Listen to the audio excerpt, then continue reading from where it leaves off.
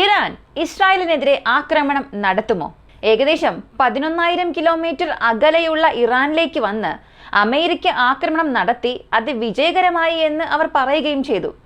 എന്നാൽ ഈ 400 kilo enriched uranium അത് എവിടെയാണെന്ന് അമേരിക്കയെ കൊണ്ടുപോലും പറയാൻ സാധിക്കുന്നില്ല, ഇസ്രായേലിനെ കൊണ്ടും പറയാൻ കഴിയുന്നില്ല. ഇറാൻ അത്രയേറെ കൗശലത്തോടു കൂടി എൻറിച്ച്ഡ് യുറേനിയം എവിടെയാണ് സൂക്ഷിച്ചിരിക്കുന്നത്? ഈ ഒരു ചോദ്യം ഇന്ന് പല രാജ്യങ്ങളും ചോദിക്കുന്നുണ്ട്. അങ്ങനെയാണെങ്കിൽ അമേരിക്കയുടെ ഇന്റലിജൻസ് പരാജയം എന്നല്ലേ അർത്ഥം? ഇസ്രായേലിന്റെ കൈകളിൽ നിന്നും അവരുടെ ടാർഗറ്റ് വഴുതിപ്പോയി എന്നുള്ള സംസാരം ഉയർന്നു വരുന്നുണ്ട്. ഇന്ന് പോലും 17 മിസൈൽസ് ഇറാൻ ഇസ്രായേലിന് നേരെ അയച്ച് 21ാമത്തെ വേവ് ഓഫ് അറ്റാക്ക് ഇറാൻ ചെയ്തിട്ടുണ്ട്. ഈ 17 മിസൈലിൽ എത്ര എണ്ണം ഇസ്രായേലിലേക്ക് വീണു? ഇതിൽ ഇസ്രായേൽ സംഭവിച്ച അനന്തര ഫലങ്ങൾ എന്തെല്ലാം? റഷ്യ, ഇറാൻ ഇവരുടെ അടുത്ത ഘട്ട നീക്കം, ചൈന എന്തുകൊണ്ട് ഇതുവരെയും ഒന്നും പറയുന്നില്ല? ഇങ്ങനെ ധാരാളം അപ്ഡേറ്റ്സ് ഈ വീഡിയോയിലൂടെ വിശദമായി അറിയാം.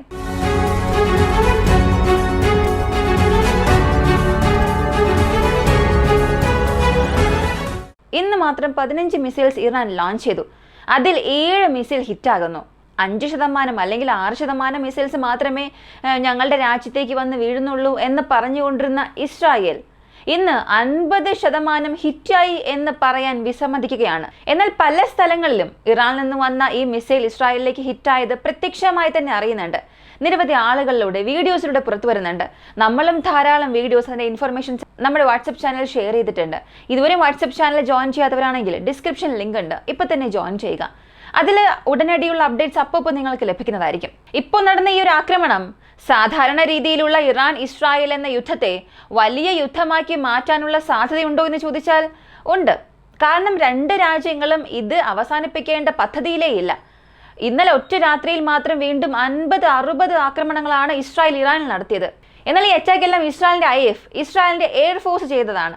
ഇതുവരെയും ഇറാൻ അവരുടെ എയർഫോഴ്സിനെ പുറത്തേക്ക് കൊണ്ടുവന്നിട്ടേ ഇല്ല, അല്ലെങ്കിൽ പുറത്തേക്ക് കൊണ്ടുവരാൻ കഴിയാത്ത ഒരു അവസ്ഥയിലാണ്. ഇതൊക്കെ നമ്മൾ അറിഞ്ഞതാണ്. ഇറാന്റെ എയർഫോഴ്സിനെ തന്നെ തടസ്സപ്പെടുത്തിയിരിക്കുകയാണ് ഇസ്രായേൽ. ഇന്ന് ഇറാൻ നടത്തിയ ആക്രമണം ഇസ്രായേലിന് ഒരു വലിയ തിരിച്ചടി തന്നെ നൽകിയിട്ടുണ്ട്. കാരണം അവരുടെ അയൺ ഡോം വീണ്ടും പ്രവർത്തിച്ചിട്ടില്ല എന്നുള്ളത് ഇറാൻ വീണ്ടും അവിടെ കാണിച്ചു കൊടുക്കുന്നുണ്ട്, അവർ തറപ്പിച്ച് പറയുന്നുണ്ട്. ഇതിനിടയിൽ ഹമാസ്, ഹിസ്ബുൾ ഇവർ എല്ലാവരും ഒരേ സമയം ഒരു അറ്റാക്ക് നടത്താനുള്ള സാധ്യതയുണ്ട് എന്നുള്ളതാണ് ഇപ്പോൾ ഇസ്രായേലിലെ ഒരു വലിയ ആശങ്ക. ആ ഒരു രീതിയിലാണ് ഇസ്രായേൽ അവരുടെ നീക്കങ്ങളും ചെയ്യുന്നത്. എങ്ങനെയാണോ അമേരിക്കയും ഇസ്രായേലും ചേർന്ന് ഒരു കോർഡിനേറ്റഡ് അറ്റാക്ക് ചെയ്തത്, അതുപോലെ ഇറാനും അവരുടെ പ്രോക്സിസം ചെയ്യാനുള്ള ഒരു സാധ്യതയുണ്ട്, അവസരങ്ങൾ ഉണ്ട് എന്നുള്ള ഒരു ഇന്റലിജൻസ് റിപ്പോർട്ട് ഇന്ന് ഇസ്രായേൽ മുഴുവനും സംസാരിക്കപ്പെടുന്നുണ്ട്. ഒരു പക്ഷേ അത്തരം ഒരു ആക്രമണം സംഭവിച്ചാൽ ഇപ്പൊ പോലും അയൺ ഡോം ശരിയായി പ്രവർത്തിക്കുന്നില്ല. 15 മിസൈൽസ് അയച്ചാൽ 7 മിസൈൽ അകത്തേക്ക് വന്ന് വീഴുന്നുണ്ട്. അപ്പോൾ ഇനിയും കൂടുതൽ മിസൈൽസ് വരികയാണെങ്കിൽ, കൂടുതൽ റോക്കറ്റ്സ് വന്നാൽ എന്ത് ചെയ്യും എന്നുള്ളൊരു ചോദ്യം അവിടെയുണ്ട്. അമേരിക്ക ഞങ്ങളുടെ ജോലി ഞങ്ങൾ ചെയ്തു കഴിഞ്ഞു, 11,000-12,000 കിലോമീറ്റർ മാറിയുള്ള ഇറാനെ ഞങ്ങൾ നശിപ്പിച്ചു, ഇങ്ങനെയൊക്കെ പറഞ്ഞാലും അമേരിക്കയുടെ ജോലി ഇപ്പോഴും അനന്തമാണ്.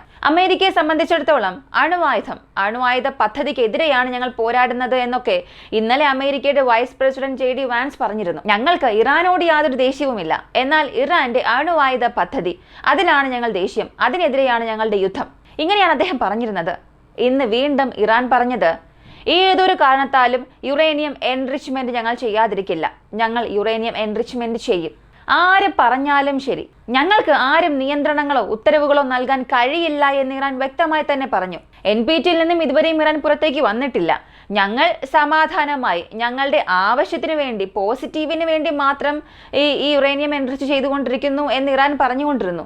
എന്നാൽ ഈ ആക്രമണങ്ങൾ, അറ്റാക്കെല്ലാം സംഭവിച്ചുകൊണ്ടിരിക്കുമ്പോൾ NPTയിൽ നിന്നും ഞങ്ങൾ പുറത്തു വരേണ്ട സാധ്യതയുണ്ടെന്നും ഇറാൻ പറഞ്ഞിരുന്നു. അതിന്റെ ഒരു സൂചനയാണ് ഞങ്ങൾ എൻറിച്ച് ചെയ്യും, ഞങ്ങൾ യുറേനിയം എൻറിച്ച്മെന്റ് ചെയ്യും, തുടർന്ന് ചെയ്യുമെന്നുള്ള ഒരു റിപ്പോർട്ട് പുറത്തുവിട്ടത്. റഷ്യൻ പ്രസിഡന്റ് പുടിനുമായി ഇറാന്റെ വിദേശകാര്യമന്ത്രി ചർച്ച നടത്തിയല്ലോ. ഇതിന്റെ ഔട്ട്കം എന്താണെന്ന് അറിയില്ല. ഒരു പക്ഷേ ഇനി ഇറാന്റെ പോക്കൊരൽപ്പം വ്യത്യസ്തമായിരിക്കും. പെട്ടെന്ന് ഇങ്ങനെ മിസൈൽസ് ഒക്കെ അയച്ചുവിടുകയാണ്. അമേരിക്കയ്ക്കെതിരായി ഞങ്ങളുടെ യുദ്ധം തുടരുമെന്നും അവർ പ്രഖ്യാപനം നടത്തുന്നു. ഒരേ സമയത്ത് ഏകോപിത യുദ്ധം, ഒരു കോർഡിനേറ്റഡ് അറ്റാക്ക് വരുമെന്ന് ഇസ്രായേൽ ഭയപ്പെടുന്നു. ഇസ്രായേലിന്റെ ഇന്റലിജൻസ്, അമേരിക്കയുടെ ഇന്റലിജൻസ് ഇവർക്കൊന്നും തന്നെ 400 കിലോ എൻറിച്ച്ഡ് യുറേനിയം എവിടെയാണെന്ന് കണ്ടെത്താൻ പോലും സാധിച്ചിട്ടില്ല. ഇന്നലെ നെതന്യാഹു രാത്രി, ഇന്ത്യൻ സമയം അനുസരിച്ച് രാത്രി ഒരു കാര്യം പറയുന്നു, ഞങ്ങൾക്കൊരു ക്രെഡിബിൾ ഇൻഫർമേഷൻ ലഭിച്ചിട്ടുണ്ട്, യുറേനിയം എൻറിച്ച് ചെയ്ത് അത് എവിടെ വെച്ചിട്ടുണ്ട് എന്നുള്ള ഒരു ക്രെഡിബിൾ ഇൻഫർമേഷൻ ലഭിച്ചിട്ടുണ്ട് എന്ന് അദ്ദേഹം പറഞ്ഞു. എന്നാൽ പിന്നീട് അതിനെക്കുറിച്ചുള്ള യാതൊരു വിവരവും ഇസ്രായേൽ പുറത്തുവിട്ടിട്ടില്ല. അതും ശ്രദ്ധേയമാണ്. അമേരിക്കയോട് വലിയ രീതിയിൽ നന്ദി പറഞ്ഞുകൊണ്ടിരുന്ന ഇസ്രായേലിനോട് തന്നെ അമേരിക്ക ചോദിക്കുകയാണ് ഇറാന്റെ എൻറിച്ച്ഡ് യുറേനിയം എവിടെയെന്ന്. അപ്പോൾ ഈ യുറേനിയം എൻറിച്ച് ചെയ്ത് വെച്ചിരിക്കുന്ന സൈറ്റ് അല്ലെങ്കിൽ അവർ ആ സുരക്ഷിതമാക്കി വെച്ചിരിക്കുന്ന രഹസ്യ പ്ലേസ് അത് എവിടെയാണ് എന്നതാണ് ഇപ്പോൾ ഇസ്രായേൽ മൊസാദിനോട് ചോദിക്കുന്ന ഒരു ചോദ്യം. ജർമ്മൻ ഡിഫൻസ് മിനിസ്റ്റർ പറഞ്ഞൊരു കാര്യം നിങ്ങളിവിടെ ശ്രദ്ധിക്കുക. ഈ ലോകത്തിന് വളരെ വലിയൊരു ഭീഷണി വരികയായിരുന്നു, അത് അമേരിക്ക നശിപ്പിച്ചു, സത്യത്തിൽ അവർ ചെയ്തത് നല്ല കാര്യമാണ് എന്ന് പറഞ്ഞു. എന്നാൽ ഈ അറബ് രാജ്യങ്ങളെ സംബന്ധിക്കുന്ന വ്യക്തികൾ ചോദിക്കുന്നത്, നിങ്ങളുടെ കയ്യിൽ അണുവായുധമുണ്ട്, എന്തുകൊണ്ട് ഇറാന്റെ പക്കൽ അണുവായുധം ഉണ്ടാകാൻ പാടില്ല എന്ന് നിങ്ങൾ ചിന്തിക്കുന്നു? ഒരു കാരണം പറയാമോ എന്ന ചോദ്യം ചോദിച്ചു. 90 അണുവായുധം കൈവശം വയ്ക്കുന്ന ഇസ്രായേൽ ഇറാന്റെ പക്കൽ ഒരു അണുവായുധം പോലും ഉണ്ടാകാൻ പാടില്ല എന്ന് പറയുന്നതിന്റെ ആവശ്യകത എന്തെന്ന് ചോദിക്കുന്നു. അല്ല, ഇറാന്റെ കയ്യിൽ അണുവായുധം ലഭിക്കുകയാണെങ്കിൽ അത് തീവ്രവാദികളുടെ കയ്യിൽ അകപ്പെടും എന്നൊക്കെ പാശ്ചാത്യ രാജ്യങ്ങൾ അവരുടെ വിശദീകരണം നൽകുന്നു. പക്ഷേ ഇപ്പൊ സത്യത്തിൽ അമേരിക്ക പോലുള്ള പല രാജ്യങ്ങൾ തീവ്രവാദത്തെ വളർത്താൻ കഴിവുള്ള ശക്തിയുള്ള രാജ്യങ്ങളാണ്. അത് നമുക്ക് നിഷേധിക്കാനാകാത്തൊരു സത്യമാണ്. ഈ ലോകത്തിൽ ധാരാളം തീവ്രവാദികളെ വളർത്തിയത് അമേരിക്ക പോലുള്ള ഏകാധിപത്യ രാജ്യമാണ്, അമേരിക്ക പോലുള്ള മുതലാളിത്ത രാജ്യമാണ്. അമേരിക്ക വളർത്തിയ ISIS ഇന്നലെ സിറിയയിൽ എന്ത് കാണിച്ചു എന്നുള്ളത് നിങ്ങൾക്കറിയാം. ഒരു പള്ളിയിൽ മനുഷ്യ ബോംബായി പോവുകയും 20-ലധികം ആളുകളെ കൊന്നടുക്കി. ISIS തന്നെ ക്ലെയിം ചെയ്തു ഞങ്ങളാണ് ഇത് ചെയ്തത് എന്ന്. എന്നാൽ ഈ ISIS സൃഷ്ടിക്കപ്പെട്ടതിന്റെ കാരണം എന്താണെന്നുള്ള ചരിത്രം നിങ്ങൾ അറിയണം. മറ്റൊന്നുമല്ല, നമുക്ക് എല്ലാവർക്കും അറിയാം ഒസാമ ആരാണെന്ന്.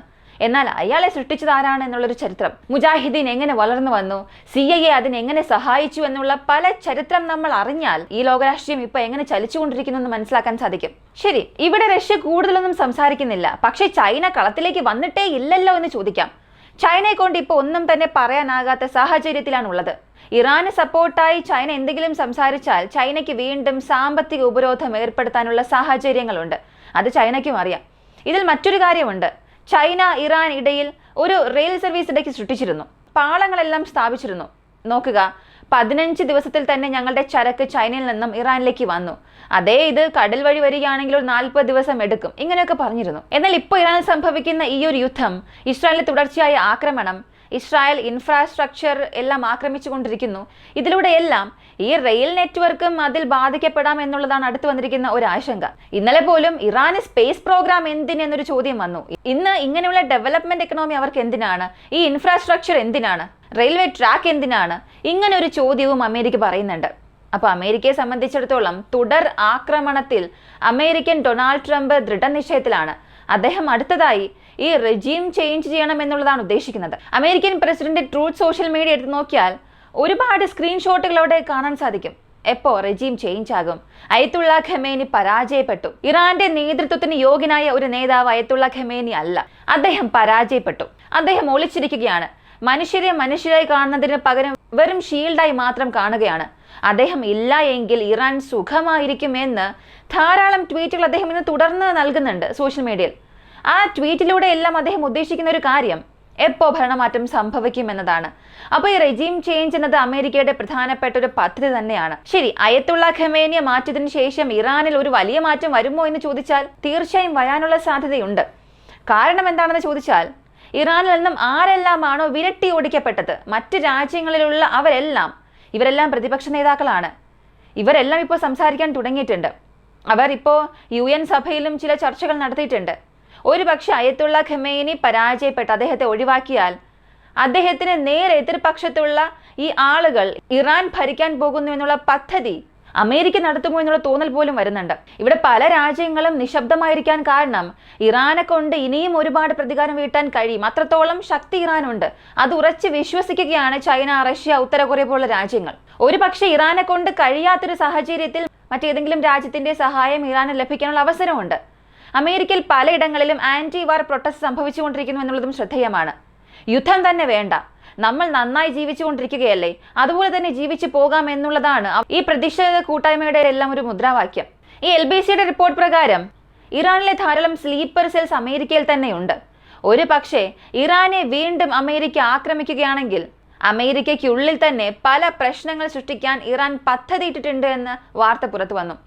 ഇതൊരു കോൺസ്പിറസി തിയറി മാത്രമാണ്.